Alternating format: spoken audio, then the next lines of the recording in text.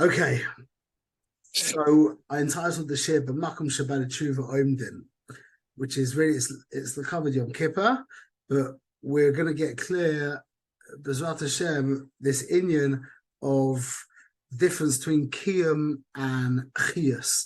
The word chiyus can be pronounced chiyus and chayas, and so I'm going to just, I mean, I'll probably flip around by accident, but I'm going to try and just stick with chiyus. But you can, it's grammatically both can work out. So we have, if I don't know if people have this this sheet with them, but I made this up, but you can follow along if you want. So I'm not going to read through the first part from the Shayichid Ve'emunah, but he brings the whole inyan of Durav Chaim v'Kayamim la'ad, and then it says that if for a minute he would take away, if Hashem would take away take away the energy for 1 minute, then all of reality would revert back to nothingness. So I've learned this, to learn it from the actual Shai Yichud Ve'emunah is not very straightforward, but I've learned this from my Rebbe, and this is, he explains this at length a lot. The difference between chiyus and kiyum. Okay, you could call it life and existence. And we know that they're two very different things because we talk about chai v'kayam, we say it over and over. So what's the difference? So kiyum is binary. Either something exists or it doesn't exist. Things can't exist more than other things. What exists more, you or a stone? You both exist the same.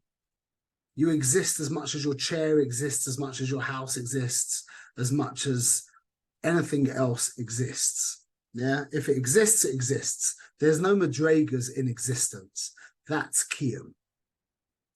It's also very much bound up with makom, because kayam and makom is the same shoresh. In fact, for something to have a kiyum, it has to have a makom. Shalom Michael. Something can't have a kiyum if it doesn't have a makom. It's essential, absolutely essential. So what's chiyus? What has more chiyus, you or a rock? We know that you and a rock has the same level of kiyum, but what has more chiyus, you or a rock? It depends what day you catch me. But generally we'd say that that we have more kiyum, we have more chiyus than a rock. We would also say that like a tzmeach, a tree has more kiyum, more chiyus than a rock. An animal has more chiyus than a tree. And a human being who has seichel has more chiyus than a animal. Okay, and that's why our brains use the most energy out of all the evarim of our goof. Our brain uses the most calories. So now let's talk about fire. Well, let's talk about water and a rock. So we understand that water and rock have a similar level of life force, a similar level of chiyus, because they're both from the level of doimen. Yeah, they have the same level of kiyum, just like everything. So this is a funny question, yeah. But what makes water water and rocks rocks? See, we think water's water and rocks are rocks. But really, Hashem is being mashpia the nature of water into it, kol rega v'rega. So I don't know what water would look like if it wasn't wet, if it didn't run down, if it wasn't cold, if it didn't freeze when it hit 100, if it didn't level out and whatever. I don't know what it would look like. But you could have water that didn't do that.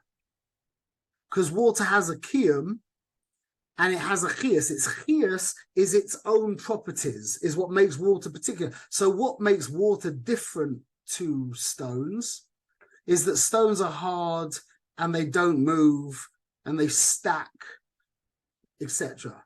Water is soft and it's wet and it rolls down, etc. It doesn't stack. Yeah. So that's what makes rocks rocks and water water. So that's a din on the chias. Al pi kiyum, they both are the same. They both take up space and they both exist in the same way. But what makes them different is the chias. Now, the chias is not for the nivra. The chias is the contribution that nivra is meant to make to the olam. The kiyum is for the nivra, because who cares that you take up space? That's just annoying. You're just taking up space. That doesn't do anything good for the world, the fact that you're taking up space. And you see people take up more and more and more space, yeah? And that's the goal of the Western world in a lot of ways, to just take up as much space as you can with manas, yeah? But chias is about what you can give to others.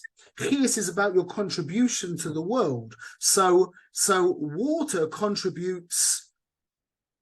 It gives life to things, and it lies to swim in, and etc. etc. Stones allow you to build houses, and they give you solid, etc.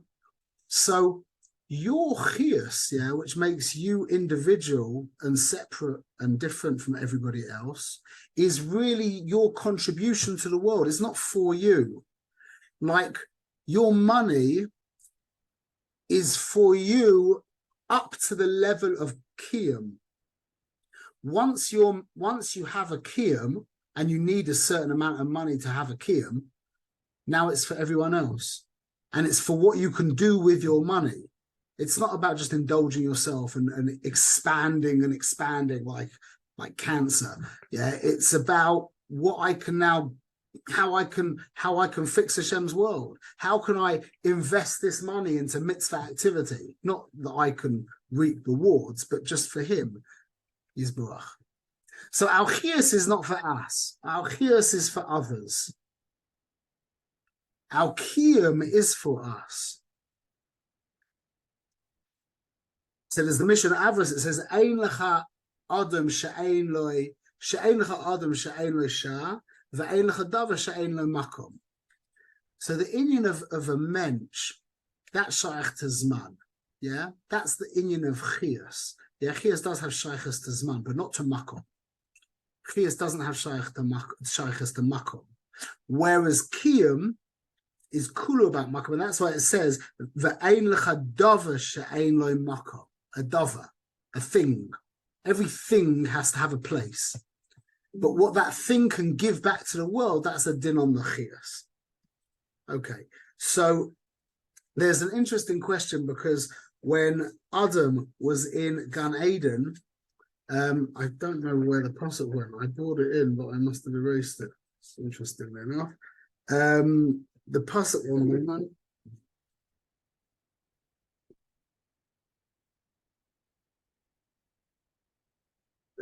The pasuk said, "V'itzav Adonai lehim al ha'adam leimor mikol eitzagan ochel toichel u'me'eitzadas toivera lo yisoichel mimenu ki b'yoyim halcha mimenu mois tamus." Okay, so you should eat from all the trees of the garden, but don't eat from the eitzadas. So my Rebbe asked, why did you have to tell Adam to eat from all the other trees? Just tell him, don't eat from the eitzadas. You know why? Because if he hadn't have been given that commandment, Adam would have sat down and starved to death. See, we're like, what are you talking about? He would have gone and eaten something. What makes you think that your life is worth more than an Avera? Stealing from someone's tree. It's interesting, because we're like, what are you talking about? Of course life is like infinitely valuable. No, who said? Who said that life has value, Bichlal? And who said that it's more valuable than stealing? That's an assumption that you're making. Well, we're going to see that it's from Shemayim. But without Hashem telling us, Chai Bechem, see, we said we brought, I erased the, oh no, I have it here. So we have a Gemara in Sanhedrin that says, "Alavei shebeTorah al oimel Adam avav al taroi yavav al yaroi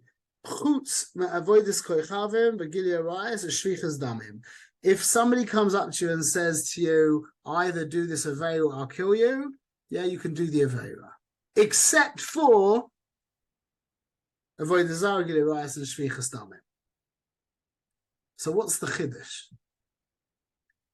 The 3 Chemoros or the 610 Kulas? The Chiddush is the 610. You need the tzivui to tell you Chai Behem. That's what Rashi says. Chai Behem v'lo shamus behem. That's the Chiddush. See, the idea that our life is worth something, this is a very side point, but the idea that our life is worth something, forget us because we're living by Torah, but the idea in the world that life is worth something is just an opinion. That's just what you think. That's fine. Like you like sushi, you like life. That's up to you. That's your thing. Yeah. The only reason why life has value is because Rashi tells us, Chai behem v'lo shiamus behem. Otherwise, you would think that for any mitzvah, you would give your life up immediately. Why is your life worth more than a mitzvah? So it's these things, this was a side point, but it's these things that give our makom, our kiyum, is chazkus, a mischazek the kiyum. The paradigms and the assumptions in Hebrew, the hanochas, and really the real word for it is the shitas. The shitas that we have, the inyanim that we have identified with, they give our makom a chiyus. They give our kiyum, well, chiyus is getting, I don't mean it, they give our kiyum a chizuk. They're mischazek our kiyum. Everyone's with me? Makes us feel more. Yeah, the more we've got life worked out, the more we exist.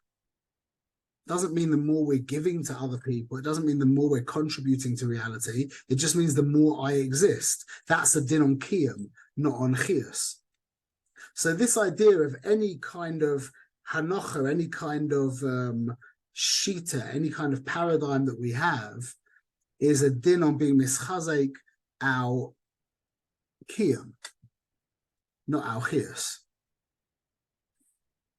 Okay, so we have a Gemara in Brochas that says makom shabala tshuva oimdim tzadikim gemurim eino oimdim. There's a couple of different gearses. Okay, so in a place that the Baal Tshuva stand, the tzadikim gemurim are not able to stand. But then we have a problem because we have a mission Avos that says, "Al tadin es chaverecha ad shtgil mekoymoi." Don't done your chava until you arrive in his place. So we have one Mishnah saying that in the place that the Baal Tshuva stands, the Tzaddik Gamor can't stand. But then we have another Mishnah that basically says that no one can stand in anyone's place. So what's the chiddush of the Mishnah? You're telling me that a Baal Tshuva, a Tzaddik Gamor can't stand in the place of a Baal Tshuva. And then you're telling me, well, not actually, no one can stand in anyone's place. So great. So a Tzaddik Gamor can't stand in the place of a Tshuva. That's correct. But a Baal Tshuva can't stand in the place of a Tzaddik Gamor also. And you can't stand in the place of a Baal Tshuva. And a Tzaddik Gamor can't stand in your place. And you can't stand in his place. And no one can stand in anyone's place. So what's the Gemara telling us when it says, B'makom shabala tshuva oimdim, tzadikim Gemara eini yachol amoid. The tzadikim aren't able to stand. You with me? Got the question? So what we're actually alluding to, or what we can say we're alluding to, is the actual makom of the Baal Tshuva is different to the Tzaddik Gamor. Now, we're not talking about the Tzaddik Gamor of the Tanya. We're talking about the Pashat Pshat of a Tzaddik, like a good guy who basically, not that he never ever does the chait, but he has 51% mitzvahs, but he's Gamor. This is a very important word, Gamor. The idea of finishing, like like a Makkah Patish. How do you say that? The avoida Gemara. How do you say that? Final blow, the Gemara, completion. the Gemara. Is it called the Gemar? The Gemar Malacha? Is that what it's called? The Gemar Malacha? Anyway, the word Gamor is, the point is that the Tzaddik Gamor that we're talking about here is, we're talking about a guy who is, he's just always, he's just he was born into the world. He's doing mitzvahs. He's a good guy. He's a good guy, but he's never had to search his soul. He's never had to dismantle his worldview. He's never had to flip it over. He's never had to break down what he knew. He's never had to reassess and reevaluate and build from scratch. Yeah. Leiv Shenishbar, never broke his heart. He never broke his heart. Exactly, that's the word. Never had to disidentify. Whereas the Baal Tshuva, that is the din of the Baal Tshuva. The Baal Tshuva, by definition, has flipped his whole Metzius on its head. He was going this way, now he's going this way. And then he might end up going that way again, and then this way, and then that way. And he just keeps changing. He keeps, this now seems like MS. Let's go this way. See, the Tzaddik Gamor that we're talking about over here is the guy who's got it all worked out. He's got everything delineated, defined. It's all mugbar, mugda. Everything's clear, and he knows what he thinks. This is what his dad thought, and this is what he thinks. This is what his Zaidi thought as well. And this is how it is.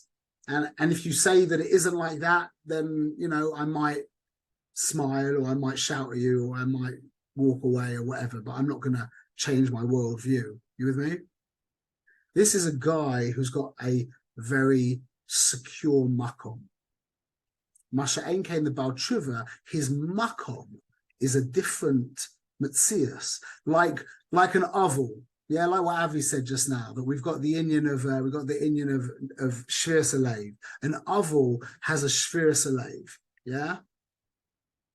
What's the din of the oval in shul? So change his makom. He has to change his makom for 12 months.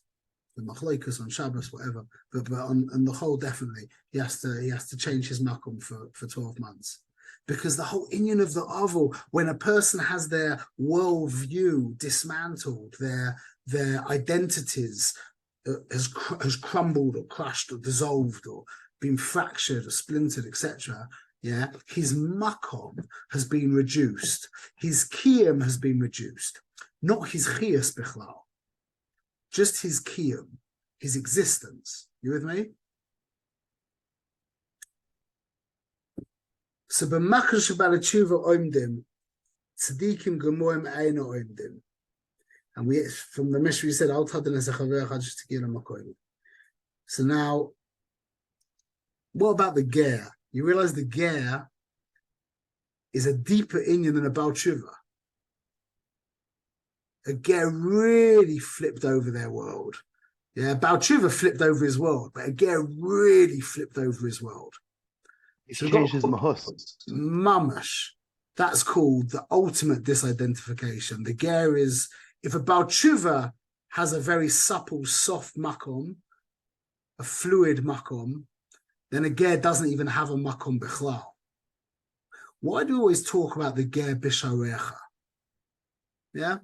I looked up in Shas, in the Chumash, I think, I can't remember if it was 9 or 7 or 9 times, but whenever we mention ger, there's a good chance of saying Busharecha, in your gates. The ger in your gates. What's that about? So let me just, I don't know how to weave this together, but we'll just throw it all out and hopefully it will come together. Kol Nidre. What's Kol Nidre? You realize that these ideas about how you define the world, you know what we call that? Alpi concept. What's the difference between a ned and a shavua? And there's a lot of differences, but the ikka difference. A neder is a din on the gavra, and a shvua is a din on the cheftza. Everyone's familiar with these words. I have to. This is, were you sheevish enough to know what I'm talking about? A neder is talking about I do it on myself, and a shavua is about something else. This is exactly the... Not eating pizza anymore is a shvua. If you I'm refraining from pizza would be a shvua. Yeah, exactly. A neder is a din on me. It's on me to bring a sheep. Not this sheep. I'm going to bring this sheep. That's a din on the sheep. But it's on me to bring a sheep. That's the inyan of a shita. That's the inyan of the definitions of our life. It's all nadarim. Every time we put our shtick on something, really we're trying to give ourselves a kiyum. Every time we define something or delineate something and it needs to be like this, yeah, that's like the bechina of a neder. So kol nidre, this is mamash the avodah of Yom Kippur, which is Shir Salev. Kol nidre, we start Yom Kippur with kol nidre. Get rid of all the nadarim, all of this shtick that we put on reality. Get rid of everything. Shvir Salev, disidentification, mahadrin min a mahadrin. Let go of all of your shtick, everything that you put, all of your sheeters. Let go of all of your sheeters. Go into Yom Kippur mamash. That's where we start with Kol Nidre. So what's this inyan of Bisharecha? What's the inyan of Bisharecha? It's moedik. So I said this to Gabriel yesterday, and every time I say it, I get a shiver all the way through my goof. It's moedik. We have 5 madregas to the neshama, as we know. Yeah, we have the nefesh, chai, nefesh, ruach, neshama, chai, yechida. Yeah, Yom Kippur is bechinas yechida. That's why there's 5 tefillahs. Yeah, a lot of it in Yanim, but it's bechinas yechida.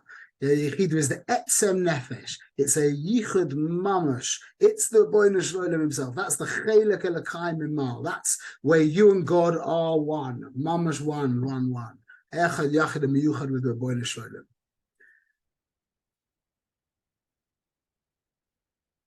So we think that by Ne'ilah, Ne'ilah Sasharim, okay, the gates are closing, and if we're like mamash gas, we're like shidduch, panasa, bria, all this stuff. Yeah, and if we're like holy, we're like emunah and avodas Hashem and tefillah and shvir satayvas and But the Lubavitch Rebbe said that really, as the gates are closing, the Ela is that you're on the inside of the gates.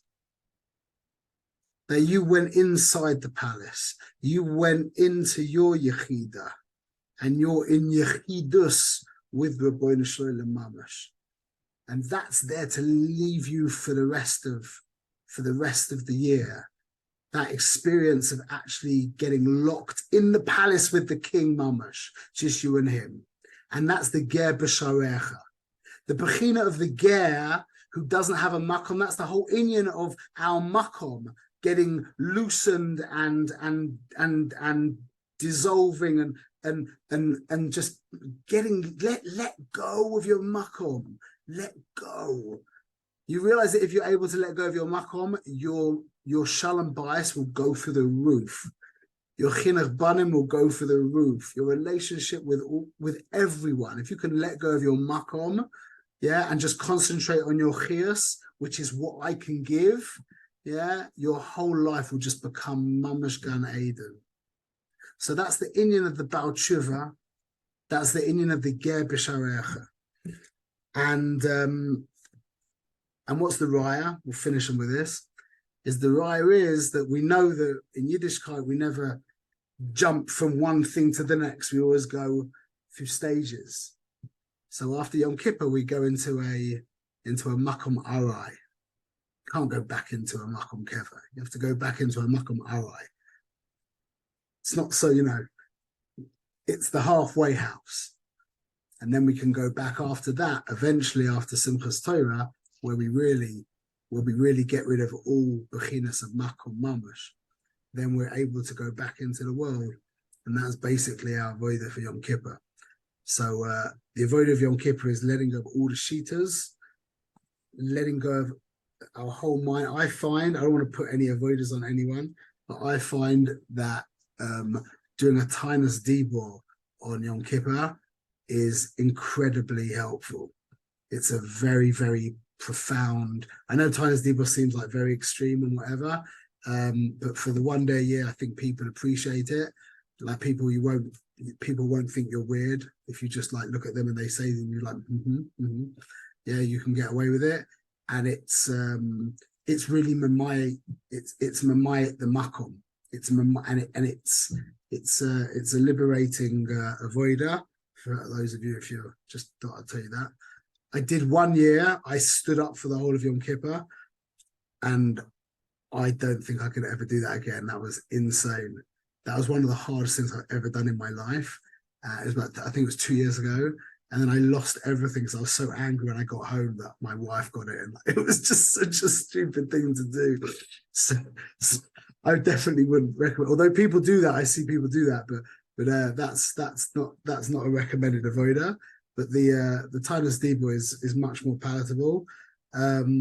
That's it. We should be zocha, mama. Should be zocha to a reset, shvir salev. That's one of the inyanim of the banging of the heart, is the breaking down of the shvir of the heart, breaking down those walls that have ossified around the heart and of everything has become, you know. I think what you said about the Dira Sarai actually is pshat. I do Tainus Dibor, been doing it for a long time. I also stand the whole davening also. And last year I was in such a high that when I was out of my makam, like you're saying. When I came back into my home, into my makam, I didn't have that easy transition. And when I saw, for example, my son hadn't been in davening for the second half of the day, I just lost it. I lost it because I didn't have that transition of going easy back into my makam. I went from no makam to makam. You need to have the dira arai in order to transition back in. Square. Okay, we should be zeicha b'ezrat Hashem to a healthy and heilig Yom Kippur with no like guilt and depression and anything. It's mamash the happiest day of the year.